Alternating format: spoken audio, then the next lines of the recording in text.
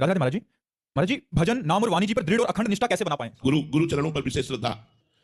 गुरु प्रदत्त साधना में तभी प्रीति होती है जब गुरु चरणों पर श्रद्धा हो। ध्यान मूलम गुरु मूर्ति। अगर गुरु में अश्रद्धा हो जाए तो किसी साधन में प्रीति हो ही नहीं सकती। न नाम जब चलेगा, न वाणी गायन होगा, न भगवान की सेवा होगी। आप प्रगट देख लीजिए। और गुरु पर प्रबल श्रद्धा हो तो नाम, वाणी और भगवान की सेवा ये स्वाभाविक बनने लगेगी। और गुरु पर दृढ़ विश्वास के साक्षात परब्रह्म है तो और कोई साधना नहीं करनी पड़ेगी। इसी भाव से भगवत प्राप्ति हो जाएगी। मोक्ष मूलम गुरु कृपा, ध्यान मूलम गुरु मूर्ति, पूजा मूलम गुरु पदम, मंत्र मूलम गुरु वाक्यम, मोक्ष मूलम गुरु कृपा। साधन पे प्रीति तभी होगी जब गुरु पर प्रबल श्रद्धा होगी। गुरु पर प्रबल श्रद्धा होगी तो साधन अपने आप होने लगेगा और साधन का फल होगा इष्ट देव की प्राप्ति। और इष्ट देव और गुरुदेव दोनों ही एक ही है। इष्ट देव ही गुरुदेव का रूप धारण करके मनुष्य लीलावत हमको समझाते हैं, हमको सतमार्ग पे बढ़ाते हैं। इसलिए साधन पर तभी प्रीति होगी जब गुरुदेव के चरणों पर श्रद्धा हो और उनकी एक एक बात पर हमें विश्वास हो और हम वैसे ही चले जैसा वो कह रहे तो फाइनल में आप भगवत प्राप्त हो जाएंगे। आप बीच के मार्ग को ना देखें, आप उनकी आज्ञा पर रहे तो फाइनल में आपको श्री जी की प्राप्ति हो जाएगी। महाराज जी, हम ऐसा होता है कि संसार की मान्यताएं बहुत दिमाग में होती हैं और संसार से आते हैं, संतों के पास कृपा से, प्रभु की कृपा से जुड़ना होता है। फिर महाराज जो दोष दृष्टि करने लग जाए, जैसे आपने बोला गुरु में प्रबल श्रद्धा, तो महाराज उसका प्रारंभिक अवस्था क्या है श्रद्धा की?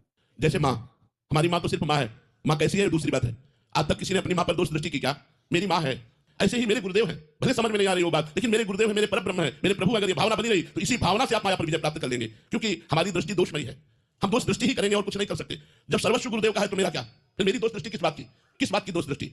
अपनापन जब गुरुदेव को दे दिया, अपना जीवन दे दिया, तो जो भी है वो गुरुदेव का है, जैसा भी है वो गुरुदेव का है। मेरा इसमें कोई अधिकार नहीं है। अब जब दोष दृष्टि हम करने लगेंगे तब उसमें गुण अवगुण आएंगे। और गुण अवगुण देखना या ज्ञानी का लक्षण है, ज्ञानी का लक्षण नहीं। एक ही परमात्मा सर्वत्र विराजमान है तो माया की लीला हो सकती है गुरुदेव से, क्योंकि मायापति है, वो माया की लीला कर सकते हैं। लेकिन हमको निर्दोष दृष्टि ही रखनी है। अगर हम निर्दोष दृष्टि कर पाए तो भगवान की प्राप्ति हो जाएगी। संदीपनी जी अपने गुरु जी की सेवा में थे। एक दिन गुरु जी ने लीला की पागल बनने की और बहुत दिनों तक उस लीला को चलाए रखा।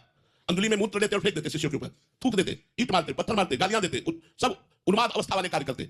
महीना, 2 महीना, 4 महीना सब शिष्य भाग गए, केवल संदीपनी जी बचे। एक दिन शांत भाव में हुए और कहा, बेटा पता नहीं मुझे क्या हो गया था, भगवान की कृपा से शांत हुआ। और सब शिष्य कहाँ है? बोले गुरुदेव तो भागे। क्यों भागे? कुछ तो आपको पागल जानकर भाग गए, कुछ आपके द्वारा की हुई जो क्रिया है उसे देखकर भाग गए। आप मूत्र फेंकते थे, थूक फेंकते थे, ईंट फेंकते थे। बोले तुम्हारे ऊपर नहीं फेंका? फेंका गुरुदेव। फिर तुम क्यों नहीं भागे? गुरुदेव यदि हम चले जाते तो आपको पवाता कौन, आपको स्नान कौन कराता, आपकी देख रेख कौन करता? तो गुरुदेव मैं सब चाहता हुआ आपकी आज्ञा में, आपकी सेवा में तत्पर रहा। उनके आंसू आ गए और कहा, बेटा मैं अपने तप से तो भगवान के धाम में जाऊंगा, लेकिन परमधामी भगवान तुम्हारे शिष्य बनेंगे आके। तो वही संदीपनी जी उच्च आसन पर बैठते थे और भगवान द्वारिकाधीश श्री कृष्ण नीचे बैठकर हाथ जोड़कर शिक्षा ग्रहण करते थे। जिनकी श्वासों से चारों वेदों का प्रादुर्भाव हुआ, उन भगवान को किसी से शिक्षा लेने की आवश्यकता है, लेकिन ये गुरु भक्ति का प्रमाण कि भगवान स्वयं उनके शिष्य बने संदीपनी जी के। तो यदि हमारी गुरुदेव पर निर्दोष दृष्टि हो और हम उन्हें साक्षात परमात्मा माने तो परमात्मा के साथ हमारी दोष दृष्टि नहीं होती। परमात्मा कुछ भी करे हमें लगता है मेरा सौभाग्य ही है। यदि गुरुदेव पर दोष दृष्टि न करके परमात्मा बुद्धि कर लेगा तो माया पर विजय प्राप्त कर ले जाएगा। गुरुदेव पर दोष दृष्टि नहीं करनी चाहिए। अगर हमारी दोष दृष्टि होगी तो साधना नहीं बनेगी, साधना नहीं बनेगी तो भगवत प्राप्ति नहीं होगी। बहुत बड़ी हानि हो जाएगी। जीवन की सबसे बड़ी हानि है श्री जी से विमुख हो जाना। जीवन की सबसे बड़ी हानि है धाम छूट जाना। जीवन की सबसे बड़ी हानि है नाम छूट जाना। नाम, धाम, रूप, लीला इससे जुड़ा रहे और जुड़ करके कहीं भी अगर चला जाए तो उसका मंगल होगा, उसका मंगल नहीं हो सकता। ये नहीं छोड़ना, कभी धाम आश्रय नहीं छोड़ना, नाम नहीं छोड़ना, प्रभु का आश्रय नहीं छोड़ना, प्रभु के लीला गुण का गायन करते रहना। आपका जीवन मंगल में हो जाएगा। नहीं कलयुग की इतनी कुचाल है, वो कहां से कहां पहुंचा देता है समझ में ही नहीं आता। इसलिए भगवत आश्रित रहो। महाराज जी, एक और सवाल है कि अगर गुरु में क्योंकि मलिन बुद्धि है, हो रही हो दोष दर्शन, तो उस समय महाराज जी कैसे उसका निदान किया जाए? उन्हीं से प्रार्थना करें कि हे गुरुदेव भगवान,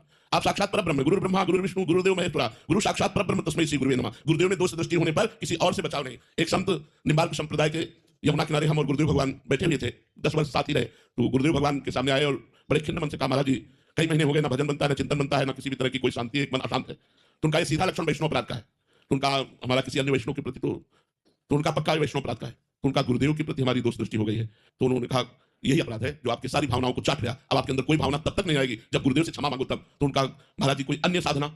तो उनका एक ही उपाय है कि गुरुदेव के पास जाइए और आप उनसे कहिए कि आपके प्रति हमारी ये दोष दृष्टि हुई, आप मुझे दंड दें या क्षमा करें। वो क्षमा कर दे या दंड दे दे, दोनों से आपका भजन प्रारंभ हो जाएगा। आप उन्हीं के पास जाइए और उन्हीं से प्रार्थना कीजिए। तो यदि गुरुदेव पे दोष दृष्टि हो जाए तो गुरुदेव से ही प्रार्थना करें कि भगवान मुझे अपराधी से ऐसा अपराध बन रहा है, आप चाहे दंड दीजिए या क्षमा कर दीजिए, लेकिन मेरी दोष दृष्टि बन रही है, आप गुरुदेव को दूर कर दो। तो इतना कहने मात्र से आपकी दोष दृष्टि है वो नष्ट हो जाएगी। गुरु कृपा से पुनः कभी ऐसी नहीं होगी।